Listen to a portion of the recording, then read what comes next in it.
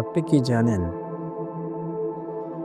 নীরবতায় ঝরা এক ফোঁটা চোখের পানি জান্নাতের দরজা খুলে দিতে পারে? রাসূল সাল্লাল্লাহু আলাইহি ওয়াসাল্লাম বলেছেন, যে বান্দা আল্লাহকে স্মরণ করে ভয়ের সাথে, ভালোবাসার সাথে চোখের কোণে এক ফোঁটা পানি ঝরায়, সে চোখকে জাহান্নামের আগুন স্পর্শ করবে না। এই কান্না কষ্টের নয়, এই কান্না গুনাহে ক্লান্ত হৃদয়ের আল্লাহ কাছে ফিরে আসার নীরব ডাক। হয়তো আমরা অনেক দূরে চলে গেছি,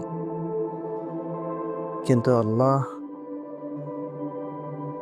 তার দরজা এখনো খোলা রেখেছেন আমাদের জন্য। এক ফোঁটা চোখের পানি হাজারো ভুল মুছে দিতে পারে। হে আল্লাহ, আমাদের সেই চোখ দান করুন, যে চোখ আপনার ভয়ে কাঁদে। আর আমাদের সবাইকে জান্নাত নসিব করুন। আমিন।